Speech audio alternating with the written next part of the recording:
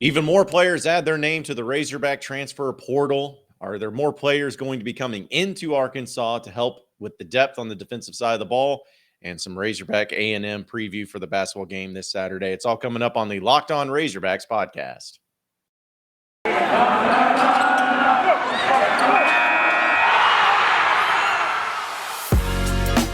You are Locked On Razorbacks, your daily podcast on the Arkansas Razorbacks.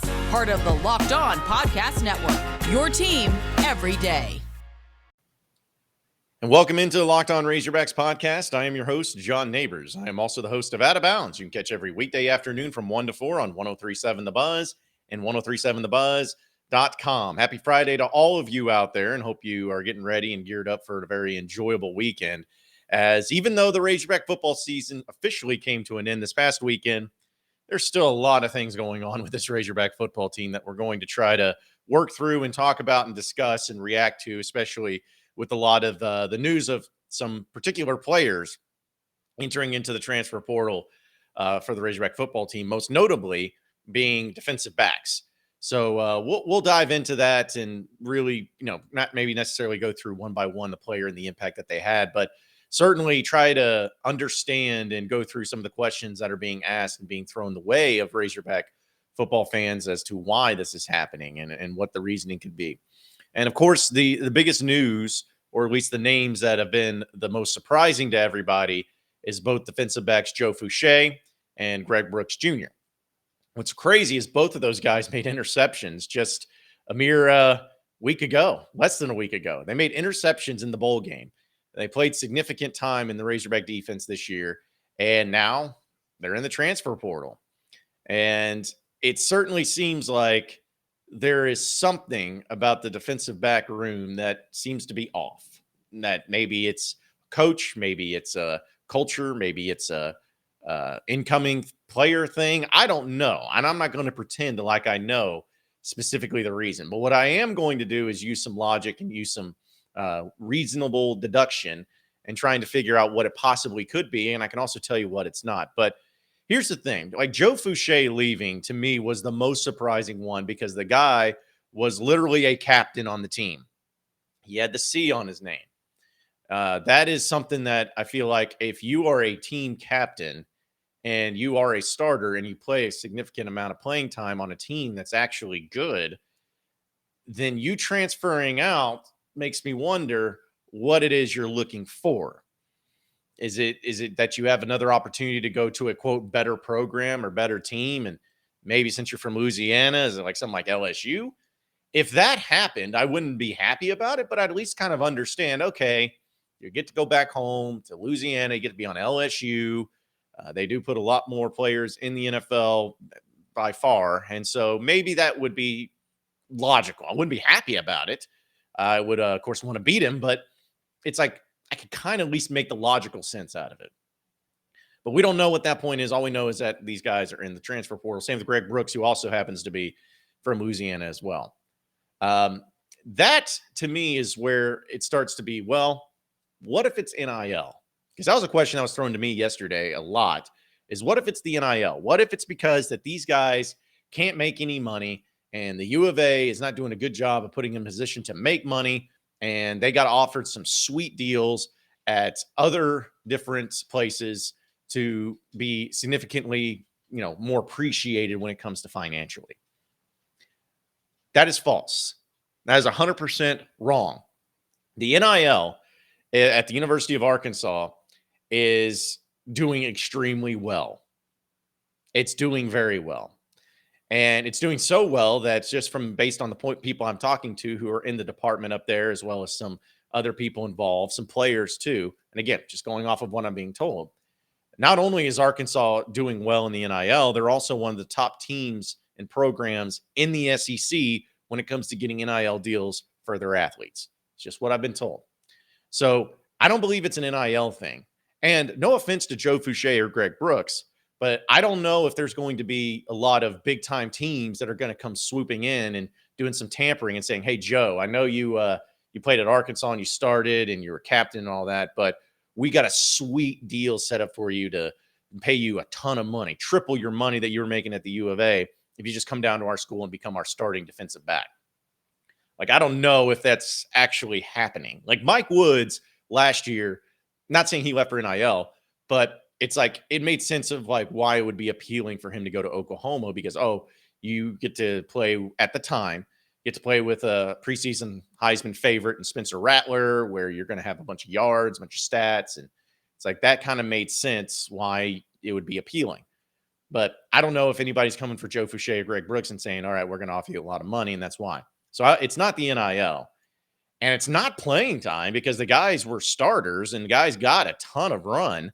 So it can't be that. I don't know how many other programs you go to that would be in better shape than Arkansas as far as play and success on the field and all of that. So it can't be that. So when you're taking all of the things that are not at least improbable, you got to look at what's probable, which would probably be the most likely situation where it might be a coach situation. So that kind of started getting a lot of the run too of like, okay, well, Sam Carter, a defensive back coach who seems to have a guy, well, he has a connection to Missouri. So he's Barry Odom's guy. Maybe it's something to do with him. And that was kind of the rumors that were getting thrown around a lot that he was rude. He was mean. He was not very relatable to the players. He coached hard, whatever it may be. And that started really taking off and people started going after Sam Carter saying it's all on him and everything, which I'm not saying that the players may have issues with Sam Carter. I'm not saying that at all. But I also have a hard time believing that all of them be leaving just because he coaches really hard, especially when you got Jalen Catalon, who I know is a safety. And technically the safeties are coached by Barry Odom. But Jalen Catalon, this was coming from Trey Biddy at hawksports.com, has come out and said he's a great coach, but he coaches hard. I would not have come back to Arkansas next year if it wasn't for him being the great coach that he is. And so I see that. I'm like, okay, well, if it's good enough for Jalen Catalon, preseason All-American, then maybe it's not as bad as what people think. Like there's all these conspiracies and rumors going around, and that's just really what we're having to wait on and just kind of see exactly what schools they end up, and maybe that'll give us more of an understanding and an idea of what the problem is, or maybe what the reasoning was and why they decided to leave. But at the end of the day, here's what it's about, folks. At the end of the day, you got to understand the culture of college football right now. Kids are transferring. The amount of kids that are in the transfer portal is insane. It's unreal how many kids go into the transfer portal. And you see them from great teams too. Teams that had success. Teams that had players that got a lot of run, a lot of starting time, but they're going into the transfer portal. Why? Don't know, but they are. It's just the way that the college football and college basketball, especially, are right now. That's just the way it is. It's transfer portal, and kids want to go and they want to play and they want to find different things because they always feel like the grass is always greener on the other side, which in some cases it is. But this isn't unique to Arkansas. And also, it's not like Arkansas is just, you're getting your star players. It's not like KJ Jefferson and Rocket Sanders are leaving. It's not like you got just a mass exodus of your star players leaving. It's not that. It's a couple of defensive backs that were good. I don't want to say that they're just easily replaceable, because they're not. But it's not like that you're now going to go from being an 8-4 team next year to a 6-6 team because you lost those two guys either. I trust Sam Pittman and the coaching staff to do the right thing, and I trust them to be able to put players in position to be successful. I trust them for that. But I get it's a little weird. I get there's a lot of questions, but I'm sure we'll know a lot more about it as time goes on when we find out what schools they end up going to. Folks, there's an incredible app where with everybody that buys gas, which I'm pretty sure you do, you need to know about. Get Upside. Listeners are making up to 25 cents for every gallon of gas every time they fill up. Just download the free Get Upside app at the App Store, Google Play right now using promo code SCORE and get a bonus 25 cents per gallon on your first fill up. That's up to 50 cents cash back. Don't pay full price at the pump anymore. Get cash back using Get Upside. Just download the app for free and use promo code SCORE to get up to 50 cents per gallon cash back on your first tank. Some people who drive a lot are making as much as $200-$300 a month in cash back, and there's no catch. The cash back, it gets added to your account. You can cash out anytime using your bank account, PayPal, an e-gift card, Amazon, other brands, whatever it is. Just download the free Get Upside app and use promo code SCORE and get up to 50 cents a gallon cash back on your first tank. Again, that is promo code SCORE. I also want to remind everybody that betonline.ag is the best place to be. They wish you a very happy new betting year as we continue to march through the playoffs and beyond. BetOnline is the number one spot for all the best sports wagering for 2022. A new year and a new updated desktop and mobile website to sign up today and receive your 50% welcome bonus on your first deposit just using promo code LOCKEDON to get started. From football, basketball, hockey, boxing, UFC, right down to your favorite Vegas casino games. Don't wait to take advantage of the amazing offers for 2022. BetOnline.ag is the fastest and easiest way to bet on all your favorite sports. So head over to betonline.ag where the game starts. You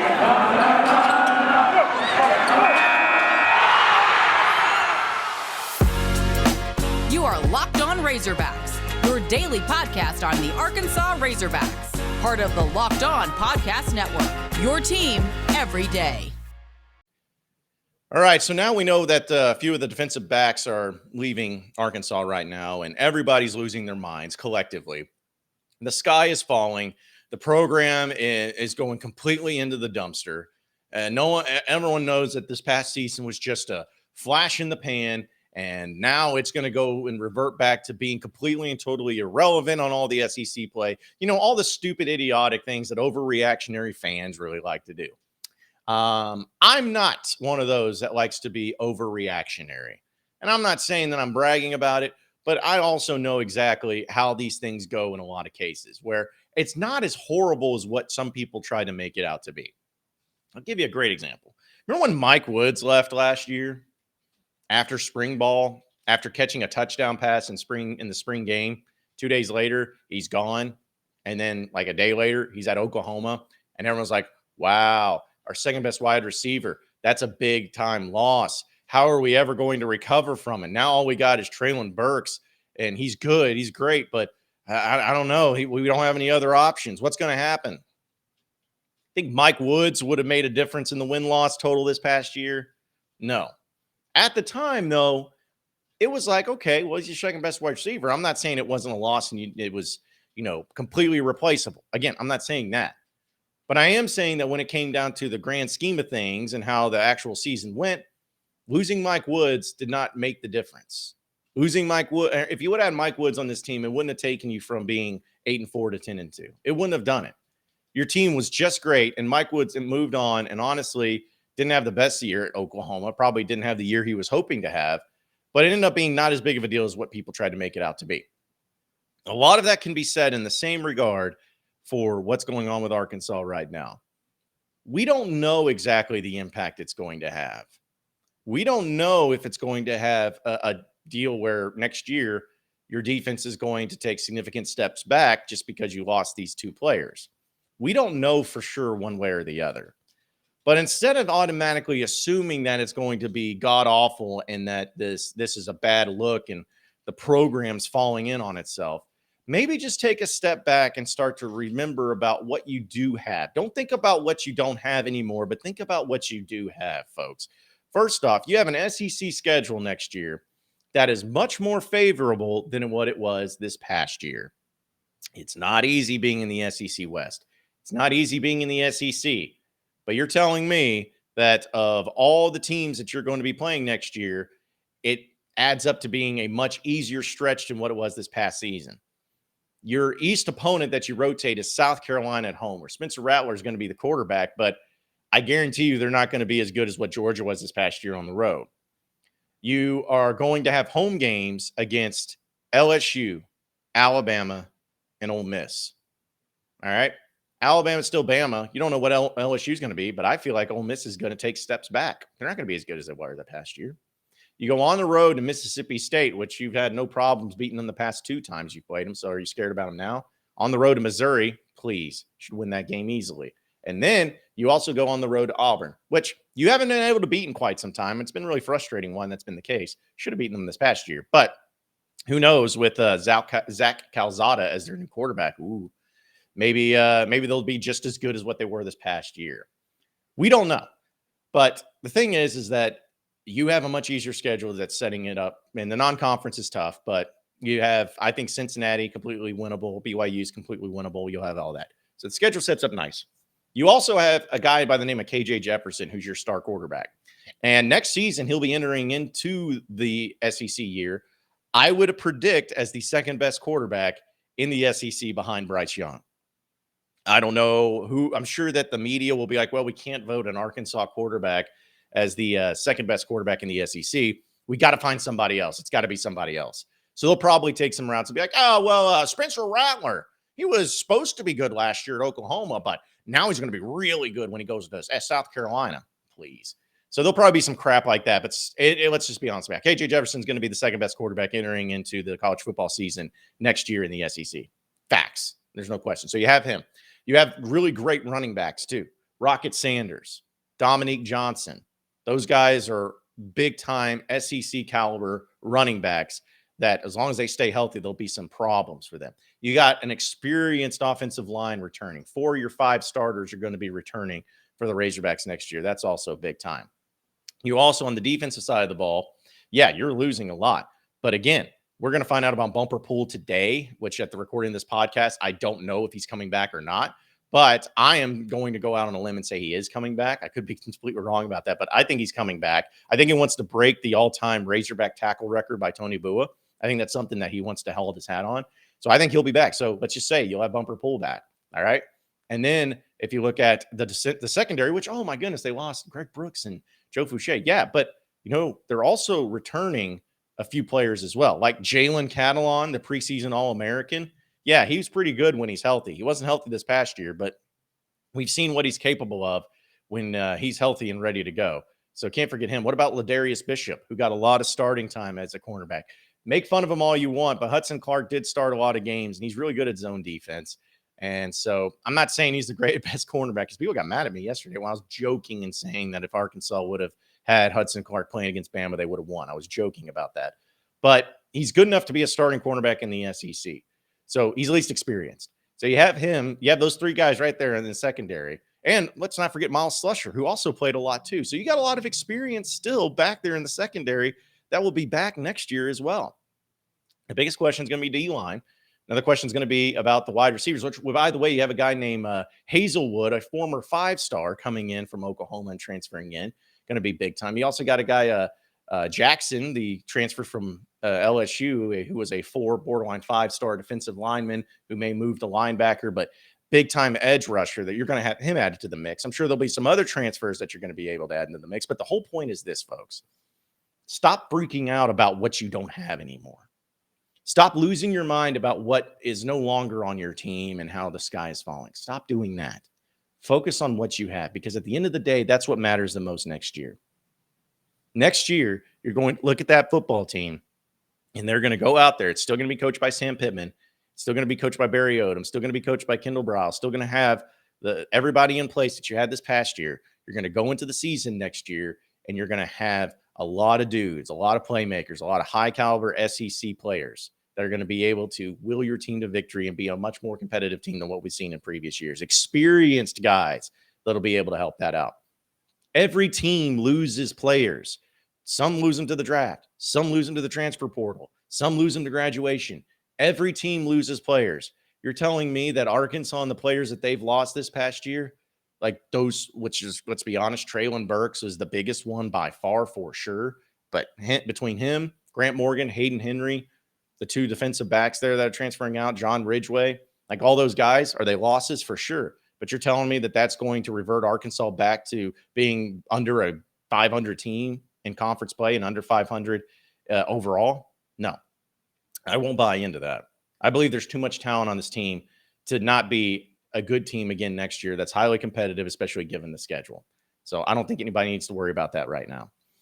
It's a new year. That means there's New Year's resolutions. And if yours is about getting fit or eating healthier, make sure you include Built Bar into your plan. It's the protein bar that tastes like a candy bar, maybe even better than a candy bar.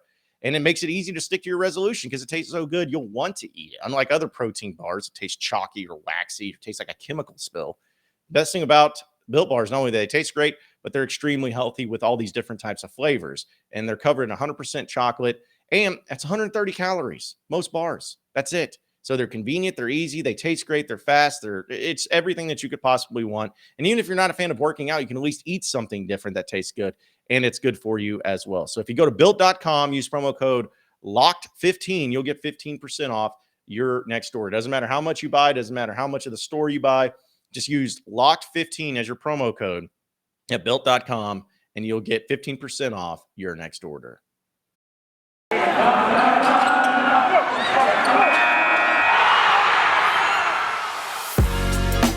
You are Locked On Razorbacks, your daily podcast on the Arkansas Razorbacks, part of the Locked On Podcast Network, your team every day.